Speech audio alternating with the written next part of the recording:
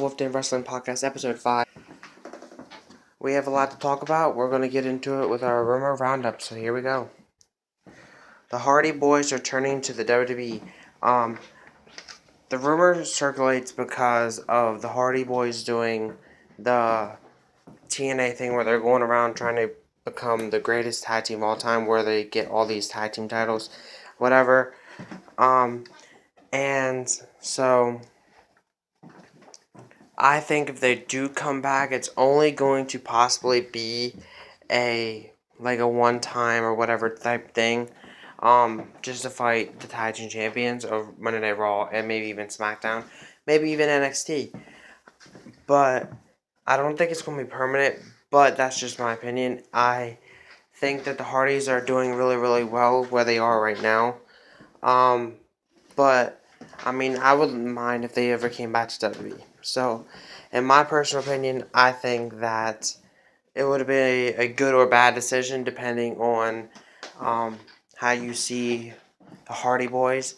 But I think at this point, it's ultimately up to Matt and Jeff on whether or not they decide to return to the WWE ring or stay in their current role with the Impact Wrestling roster. Second thing on our rumor roundup is Drew Galloway leaving TNA. Drew Galloway is the former World Heavyweight Champion in the TNA, but you haven't really seen much. He's been in and out of storylines here and there, but not really much about him as of lately.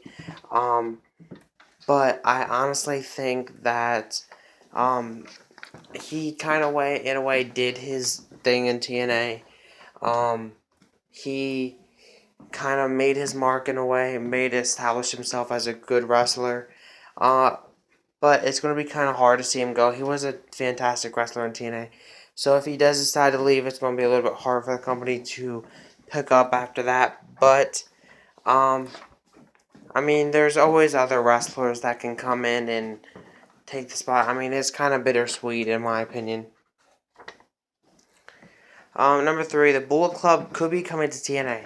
Now, the rumor about this started because Cody Rhodes returned on the last Impact Wrestling episode, and he attacked Moose, and then he did the Bullet Club symbol with the gun and all that, and pointed it at Moose, which a lot of people have now arised that the Bullet Club could be heading to TNA Wrestling. With that said, I don't think, honestly, that really was meant like that. Because you have to remember, Cody Rhodes is a member of the Bullet Club already. So I think it was supposed to be more of like a tribute to the Bullet Club. I don't think that the Bullet Club are going to come back. But, you don't know. The reason why I say come back is because the Young Bucks were in TNA one time as Generation Me. But I think that if they would, it's going to be great for the TNA contract and great for the TNA roster to have the Bullet Club with them. But I honestly don't think that it was really what it was. I think it was more of like a respect type thing, but nothing more than that. Mick Foley leaving the Raw GM role very soon. There's been a lot of rumors about Mick Foley leaving the WWE Raw GM type thing. I personally think that it would be good and bad in a way. I think that it would be good because, Mick Foley's doing really well as a GM in my opinion. But I think that it's time to kind of evolve with the younger wrestlers coming in. They might want to have somewhat different and a younger standpoint as a GM, maybe kind of like your Daniel Bryan is on SmackDown. But that's just my opinion. Now, what's bad about it is because you want someone that the fans respect and get behind, either to be good or bad, or heel or face. So, Mick Foley was a good decision for a general manager, but I think that WWE the way that they're pushing his GM skills is downhill instead of uphill. Moving on, Christopher Daniels heading to the WWE. I don't know really how this came up. I don't really get behind Ring of Honor wrestlers much, but I do know who Christopher Daniels exactly is from his time in TNA. But I mean, I think if he does decide to come to the WWE, it would be great for him. I mean, there's wrestlers in the WWE that he is close friends with, AJ Styles, and etc.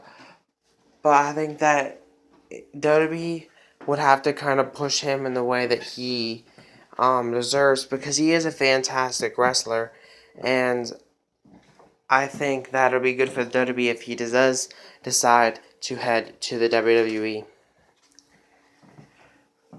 Asuka main roster debut soon. This coming about because Asuka is supposed to be taking part of the Madison Square Garden upcoming live event, where it's for like the main star people. So I think this is very much possible that Asuka will be moving up to the main roster.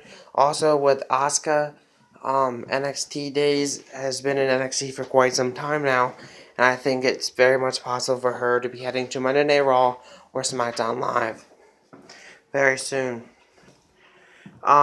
This one's kind of go together because they're revolved around the same person.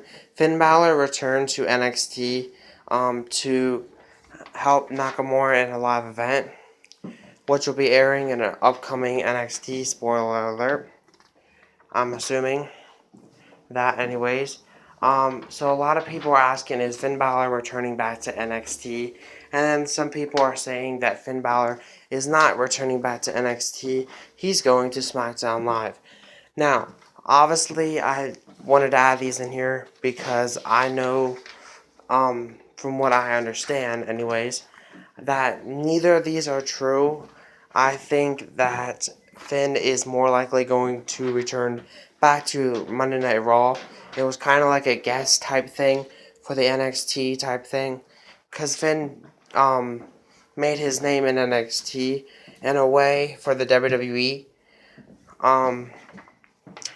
But as for SmackDown, I don't know how they got the whole him moving to SmackDown type thing, but I think more likely Finn's just staying on Monday Night Raw.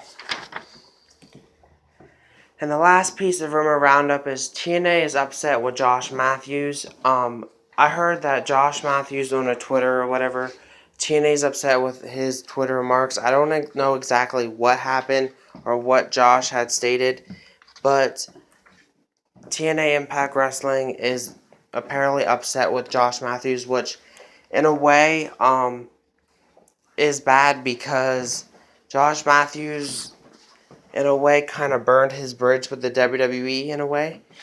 But who knows? I think that if he burns his bridge with TNA, he might be forced to leave TNA and explore other options. So I think that Josh Matthews and TNA's relationship kind of needs to grow if this rumor is correct. Now we have a lot of news to talk about, so this one might be a little bit longer than the other episodes. So here we go with the news. Naomi relinquishing the women's SmackDown women's tag team, SmackDown women's title due to a knee injury. This was obviously sad. This was actually live on the last SmackDown Live. I think it's very much sad. I think Bayley and Naomi worked from the bottom to get their chance at the title, and they finally won it. So it's kind of sad to see Naomi have to relinquish that title so early in her title reign. But I have no doubt that when she comes back, she will definitely win that title back. Second thing, Mark Andrews, Pete Dunne, and Trent Seven all signed to the NXT. As you all know, all three of these gentlemen were a part of the UK tournament, so they will be taking part in UK title matches and etc. Mark Andrews actually was working for TNA at some point as Mandrews, so it's going to be great to see him more often in the WWE ring and be pushed as a really good wrestler, because all three of these gentlemen are fantastic wrestlers, and it's going to be great to see what they can do with the WWE. The Rock calling CM Punk after Raw last week. There's been a lot of actual rumors happening since this happened. I heard rumors like The Rock has been fired by WWE after this. I honestly didn't think The Rock was still working for the WWE. I think The Rock was just doing a guest appearance type thing, but who knows? I personally think that WWE needs to kind of just grow up and get over the whole CM Punk deal. I mean, it was about a year or two ago now, so just get over it. That's my opinion. Moving on to Mick Foley being inducted in the Pro Wrestling Hall of Fame. Now, let me clear myself out. This is not the WWE Hall of Fame or the TNA Hall of Fame. This is the Pro Wrestling Hall of Fame, which means, like, out of all wrestling companies, which is great for him, and I think he's well deserved to be in that. Austin Aries joining the Cruiserweights. Austin Aries, if I seen it correctly on 205 last week, Austin Aries will be joining the Cruiserweights very shortly, which is going to open up the question of who will be taking his spot on the Cruiserweight commentary table. But I think it's great for Austin Aries to be a part of the WWE, so I think it's going to be great to see him in the Cruiserweights. But in a way, I think that he is a little bit bigger than the Cruiserweights. That's just my opinion. But I think that he's going to be a fantastic Cruiserweight and a future Cruiserweight champion. Cassius Ohno returns to NXT. Cassius Ohno actually returned on the last NXT, saving No Way Jose from Bobby Roode. I'm sorry. And I think that it was fantastic. Cassius Ohno looks great. I think he's definitely going to be a future NXT champion, as he stated that he wants to become. I personally like it, and I think that he's going to be a fantastic WWE wrestler. I personally think that I would love to see a feud between Cassius Ohno and Big Cass someday. Number 7, I don't know this lady or anything. I don't know who she is. But I just seen it, so I thought I would add it in here. Isabel Ella signs with WWE.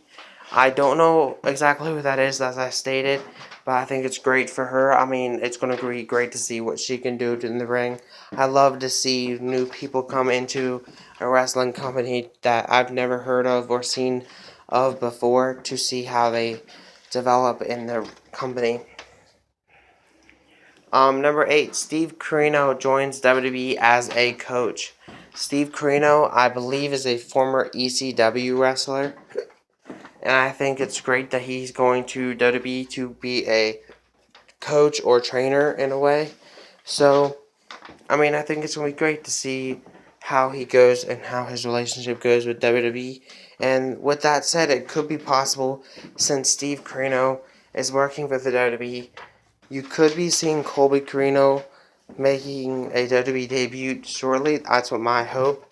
Colby Corino is a professional wrestler who is the son of Steve Corino, for those of you who don't understand or know who that is.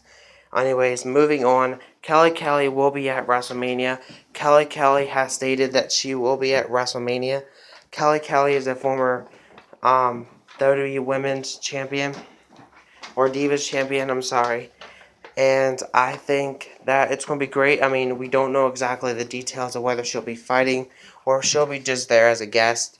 But it's going to be great to see Kelly back with the WWE in some sort of way.